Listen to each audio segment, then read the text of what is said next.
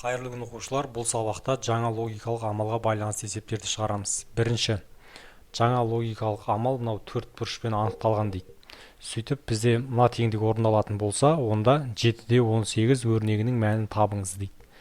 Енді соны жазып алайық. 7 мына төрт бұрыш іші боялған және 18.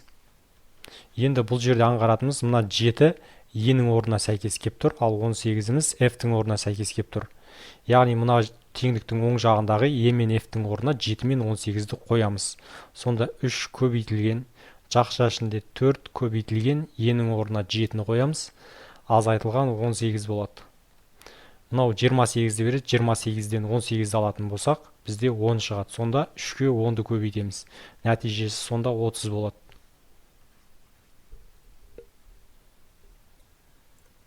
Екінші, жаңа логикалық амал келесі өрнекпен анықталған.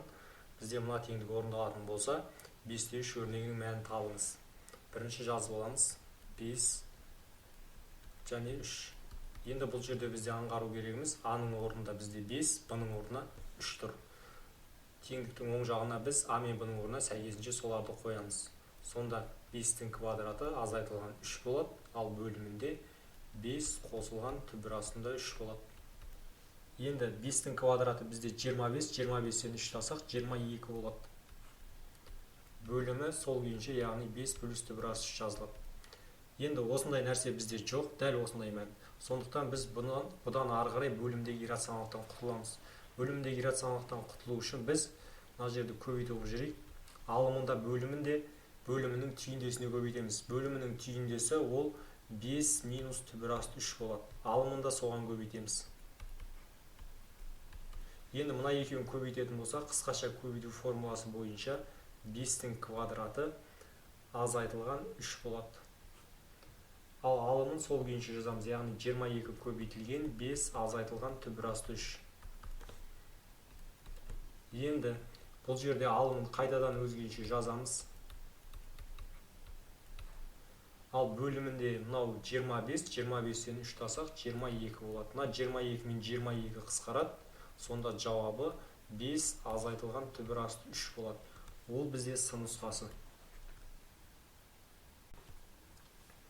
Үшінші, мына амалы кез келген X пен Y үшін орындалады. Төмендегі ұйғарымдардың қайсылары дұрыс? Енді біріншісіне тоқталайық. Бұл жерде біз мына жерде есептеу барысында теңдіктің оң жағымен жұмыс істейміз. Оң жағында бізде X және Y берілген. Бірінші ұйғарымда X-тің орнына 4 қойылады.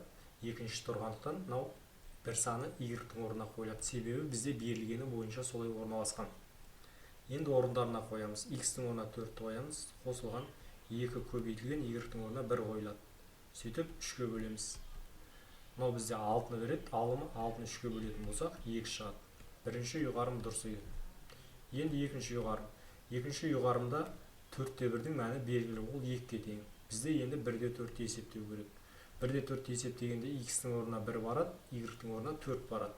Сонда 1 қосылған 2 көбейтілген 4 бөлінген 3. Мынау 8, 8-ге 1-ді қоссақ 9. 9-ды 3-ке бөлетін болсақ 3 шығады. Мына 2 мен 3 тең емес, сондықтан екінші ұйғарым қате. Енді үшінші ұйғарымға тоқталайық. Ол жерде бізде 4-те 1 есептеліп қойған, ол 2-ге тең. Одан кейін арғы тағы да жақшаның іші орындалады, 5 пен 2. 5 пен 2-ні есептеген кезде X-тің орнына 5-ті қоямыз. Қосылған 2 көбейтілген Y-тің орнына 2-ні қоямыз. Сөйтіп оны 3-ке бөлеміз. Мынау бізде 4, 4-ке 5-ті қоссақ 9. 9-ды 3-ке бөлетін болсақ 3 шығады. Сонда бізде мына жақшаның мәні 3-ке тең болды. Енді бізге 2 және 3-ті есептеу керек. X-тің орнына 2-ні қоямыз. 2 қосылған 2 көбейтілген 3 бөлінген 3 болады. Мына екеу 6, 6-ға 2-ні қоссақ 8, 8-ді 3-ке бөлеміз. Бұл бізде 2,3-тен 2 шығады. Олай болса, мына ұйғарым дұрыс екен. Сонда дұрыстары бізде 1 мен 3. 1 мен 3 деген бізде С жауабы бар. Осы болады. Төртінші. Егерде мына теңдік орындалатын болса дейді, онда мына өрнектің мәнін анықтау керек. Ал мұндағы мына стрелка дегеніміз қандай да бір логикалық амалды білдіреді екен. Енді бірінші мына жерде жақшаның ішін орындаймыз. Жақшаның ішін орындаған кезде аңғаратымыз бізде 5 бірінші тұр, яғни ол А-ның орнына қойылады, ал 3-тен 1 екінші тұр, ол Б-ның орнына қойылады. Бұл есепте де алдыңғы есептер сияқты мына теңдіктің оң жағын есептеп қарастырамыз. Енді орындарына қояйық. 2 көбейтілген 5 болады, қосылған. Мына Б-ның орнына 3-тен 1-ді қоямыз. Сонда 1 бөлінген 3-тен 1 болады. Ары қарай 2-ке 5-ті көбейтсек 10 болады. 1-ді 3-тен 1-ге бөлген кезде 3 пен 1 орын ауыстырып, мынау 3-іміз бізде алымға келіп түседі. Сонда қосылған 3 болып шығады, нәтижесі 13 болады. Енді сонда бізге ары қарай 13-те 4-тен 1-ді есептеу керек. Себебі мына жақшаның іші бізде 13 шықты. Енді мына жерде А-ның орнына 13-ті, Б-ның орнына 4-тен 1-ді қоямыз. 2 көбейтілген 13 қосылған 1 бөлінген 4-тен 1. 2-ке 13-ті көбейтетін болсақ 26, оған 1-ді 4-тен 1-ге бөлсек 4 шығады. Сонда 30 болады. Жауабы А нұсқасы. 5-ші. Егерде мына теңдік дейді бізде орындалатын болса, мұндағы А мен Б-мыз 0-ге тең емес дейді. Онда мынау операцияның орындайтын амалын көрсету керек. Енді ол үшін біз мына жерде теңдік белгісі болатын болса, соның сол жағын жинақтап аламыз. Мына жерде бізде А мен А ұқсас болып тұр. Екеуін көбейтіп аламыз. А квадрат болады, көбейтілген Б болады. А квадрат көбейтілген Б, мына жерге біз мына жерде берілген, яғни жауабында берілгендердің қайсысын қоятын болсақ шығады. Соны зерттеуіміз керек. Сондықтан жазамыз А куб, мына жерде А бөлінген Б деп аламыз. Бұл жерде дұрыс жауабы мына бөлу амалы. Көрсетейік, себебі А кубты біз А бөлінген Б-ға бөлетін болсақ, онда А куб өз күйінше жазылады. Көбейтуге ауысқан кезде А мен Б орын ауыстырады. Сол кезде мынау қысқарады, 3-іміз 2 болып қалады сонда. А квадрат көбейтілген Б түріне келеді. Яғни біздегі мына теңдіктің сол жағымен бірдей болып шықты. Сонда бізде мынау төмен қараған 3 бұрышымыз бөлу амалына сәйкес келеді екен. 6-шы. Бізде мына теңдік орындалып тұр екен. Осындағы x пен y-іміз 0-ге тең емес, және бір-біріне тең емес екен. Б мен біздегі А-мыз да дәл сол сияқты екен. Енді бізге мына айырманы анықтау керек. Бұны анықтау үшін біз мына бастапқыда берілгенге тоқталамыз. Мына жерде бірінші x тұр, сондықтан біздегі мынау дөңгелектегі бірінші тұрғаны x-тің орнына, екінші тұрғаны y-тің орнына қойылады.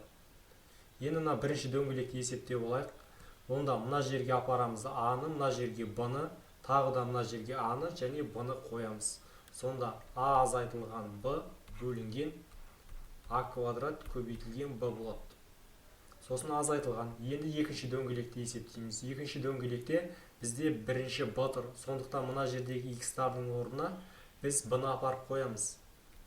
Б болады. Сосын y-тің орнына екінші тұрған А-ны апарып қоямыз. Б квадрат көбейтілген А болады. Енді ортақ бөлімге келтіруіміз керек. Бұл жерде ортақ бөлімі А квадрат және Б квадрат. Сондықтан біз мына жағын, яғни мына бірінші тұрған бөлшекті біз Б-ға көбейтеміз, ал екінші бөлшекті А-ға көбейтеміз. Сонда А-ға Б-ны көбейтсек, А болады минус Б квадрат болады. А квадрат min көбейтілген Б квадрат болады. Сосын азайтылған. Енді екінші бөлшекке тоқталатын болсақ, А-ға Б-ны көбейткен кезде А болады. Азайтылған А квадрат және Б квадрат көбейтілген А квадрат болады. Ары қарай бізде бөлімдері бірдей, сондықтан сол бөлімді өз күйінше жазамыз. Сөйтеміз да алымдарын азайтамыз. АБ азайтылған В квадрат. Мына жерде минус тұрғандықтан минус АБ болады. Мынау минус тұрғандықтан мынаның таңбасы өзгереді, ол плюс А квадрат болады. Сонда бізде мынамен мынау қысқа жойылып кетеді былайша айтқан кезде.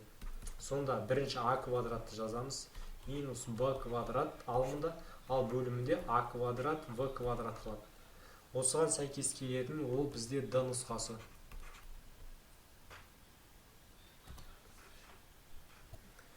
7-ші. Логикалық амал мына түрінде берілген болса дейді, 5-те 2 өрнегінің мәнін табыңыз. Енді 5-те 2-ні жазып алайық. Бұл жерде мына 5-іміз А-ның орнына сәйкес келіп тұр, ал 2-міз мына жерде Б-ның орнына сәйкес келіп тұр. Олай болса, мына оң жақтағы А мен Б-ның орнына 5 пен 2-ні қойып шығамыз. 5 азайтылған 2, соның факториалы бөлінген 2-ның факториалы. 5-тен 2-ні алатын болсақ, бізде 3 болады, сондықтан 3 факториал бөлінген 2 факториал болып жазылады. 3 факториал дегеніміз 1-ден 3-ке дейінгі сандардың көбейтіндісі, 2 факториал 1-ден 2-ге дейінгі сандардың көбейтіндісі. 2 мен 2 қысқарады, сонда жауабы 3 болады. Бұл бізде А нұсқасы. Енді бір өрнек арқылы екіншісінің мәнін анықтауға байланысты есептерді шығарамыз. Бірінші, x бөлінген y 72 болса, онда мына өрнектің мәнін табыңыз дейді. Бұл жерде біз ыңғайлы болу үшін x бөлінген y-ті бөлшек түрінде жазып алайық. X бөлінген y тең 72. Енді мына жерден де дәл солай жазып аламыз. X бөлінген 4 бөлінген y бөлінген 3 деп аламыз. Бұдан ары қарай бірінші бөлшекті өзгенше жазамыз. Мына бөлуді көбейтуге айналдырған кезде y пен 3 орындарын ауыстырады. Яғни 3 алымға y бөлімге барады. Бұдан ары қарай біз мына 4 пен y-тің орнын ауыстырсақ болады. Сонда x бөлінген y көбейтілген 3 бөлінген 4 деп жазсақ болады. Енді x бөлінген y-ті біз білеміз. Ол мына жерде көрсетіліп тұр 72-ге тең. Орнына 72-ні қоямыз. Сонда 72 көбейтілген 4-тен 3 болады. Мына екеуін қысқартамыз. Сонда мына жерде 18, 18-ді 3-ке көбейтетін болса, ол 54 болып шығады. Дұрыс жауап сонда Е нұсқасы. Бесінші, егер x азайтылған y x пен y-тің көбейтіндісіне тең болса дейді, және де x пен y 0-ге тең емес екендігі белгілі дейді, бізге табу керек, мына өрнектің мәнін табу керек. Бұл жерде алдымен біз ортақ бөлімге келтіреміз. Ортақ бөлімі x, y болғандықтан, мынаны біз бірінші y-ге көбейтеміз, мынаны x-ға көбейтеміз. Сонда x, y-тен y болады, азайтылған x, y-тен x болады. Ары қарай бөлімдері бірдей болғандықтан сол x, y-ті жазамыз да, y минус x деп жазамыз. Енді бізде белгілісі x азайтылған y белгілі. Біз мынаны сол түрге келтіру үшін алдына минус таңбасын қоямыз да, x минус y деп екеуінің орнын ауыстыра саламыз. Енді x азайтылған y-іміз мына жерде көрсетілген x, y-ге тең деген. Соны апарып қоямыз. x, y пен x, y жойылады. Сонда мына жерде минус 1 ғана қалды. Минус 1 деген бізде мынау с нұсқасы. Үшінші, сұрақ белгісінің орнына сәйкес келетін нұсқаны тап дейді. Енді бұл жерде белгілі болып отқаны 3а квадрат қосылған 4а тең 7 дейді. Біз мынау алымын солай түрлендіріп алуға болады. 3а квадрат қосылған 4а қосылған 5а деп алсақ болады. Онда мына 4а мен 5а мына 9аны беріп тұр. Сосын қосу 4-те жазамыз. Бөлімін 10а қосылған 22 деп алайық. Ары қарай бізде мына екеуінің қосындысы белгілі, ол 7-ге тең болады. Сонда өрнегіміз 5а қосылған 7 плюс 4 деген мағынаны береді.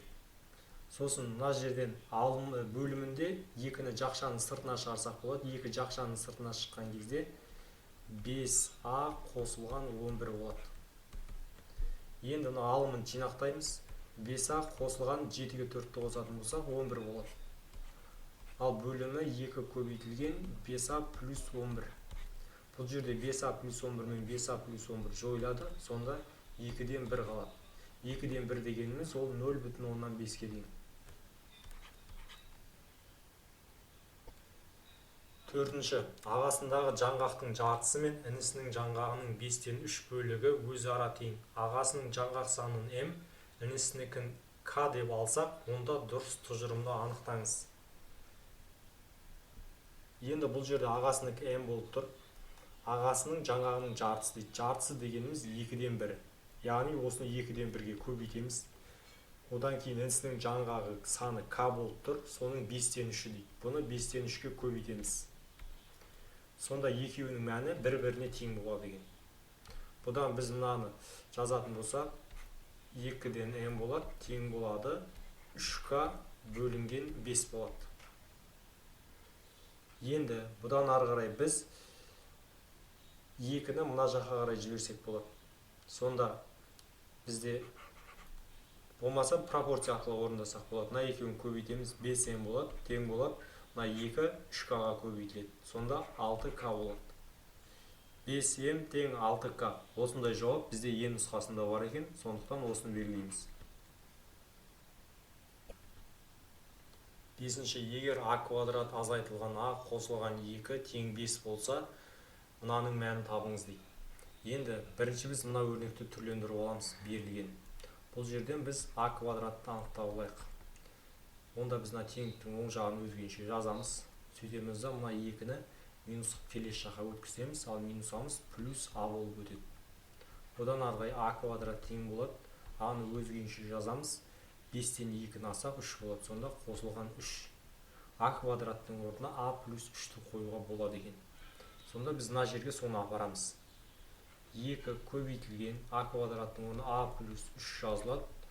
Қосылған 4a қосылған 3 болады. Ары қарай екеуін көбейтсек 2a қосылған 6 қосылған 4a қосылған 3 болады. 2a-ға 4a-ны қосатын болсақ 6a болады. Қосылған 6-ға 3-ті қосатын болсақ 9 болады. Енді мынау алымға біз сонда 6a қосылған 9-ды қоямыз. Бөлімін өзгеше жазамыз. Енді алымнан ортақ көбейткіш 3-ті жақшаның сыртына шығарсақ 2a қосылған 3 шығады. Бөлімнен де ортақ көбейткішін шығарамыз, ол 2 болады. 2-ні жақшаның сыртына шығарсақ 2a қосылған 3 болады.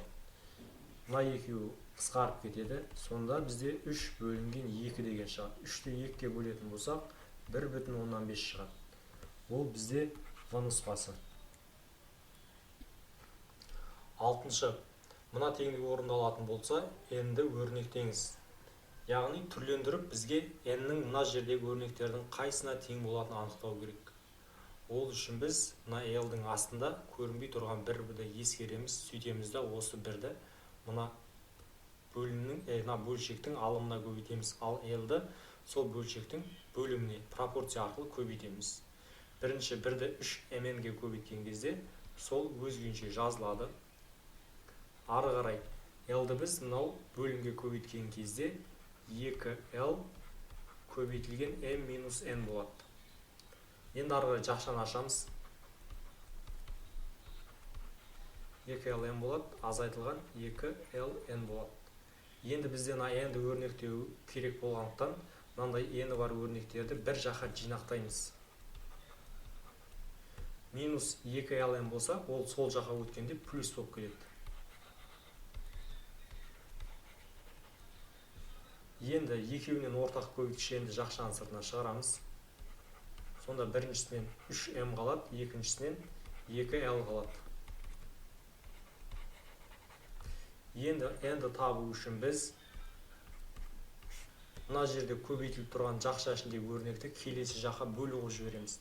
Бөлуге жібергенде бірден бөліміне жазсақ болады. 3m қосылған 2l. Алымында 2lm болады. Бұл бізде мына e нұсқасы 2ml және 2l қосылған 3m деген. Енді мүмкін нұсқалар санын анықтауға байланысты есептер шығарамыз. Бірінші, кассир 5 теңгеліктер мен 10 теңгеліктерден неше тәсілмен 60 теңгені қайтарып бере алады. Қайтарып бергенде бірыңғай 5 теңгеліктер немесе бірыңғай 10 теңгеліктер болмауы керек екен. Енді ол тәсілдерді санау үшін алдымен біріншіде болайық. Біріншісінде ол 60 теңгені қайтару үшін мына 10 теңгеліктен біреу алды деп алайық. 10 теңгенің өзін жазамыз, қосамыз. Ар жағында бізде 50 теңге қалады. 50 теңгені 5 теңгеден беретін болса 13-түк беру керек.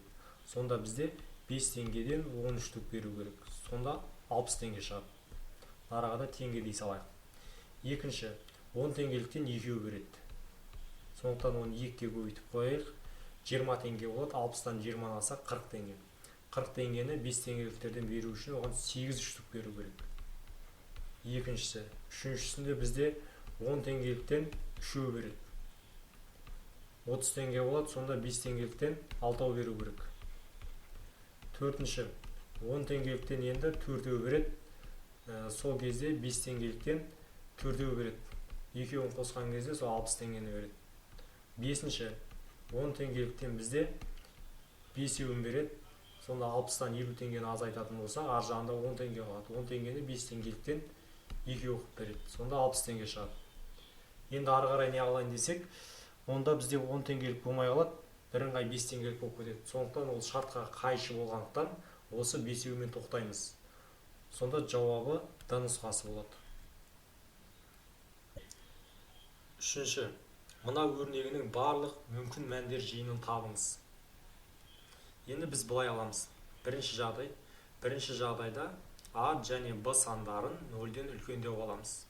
Сөйтеміз да орнына ең ыңғайлы болу үшін А мен Б-ны тең деп ала саламыз да 1 деп ала саламыз. Яғни мәндері 1-ге тең болсын.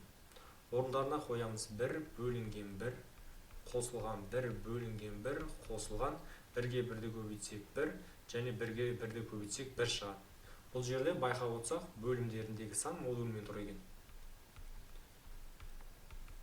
Оң саннан модулі әрқашанда 10 болып шығады. Модульден шыққан кезде, сондықтан бізде 1 қосылған 1, қосылған 1, жауабы 3 шығады екен. Енді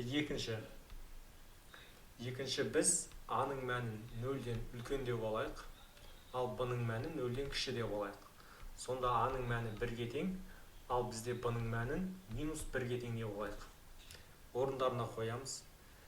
А-ның орнына 1 қойылады, сосын модуль ішінде 1, қосылған -1, және модуль ішінде -1.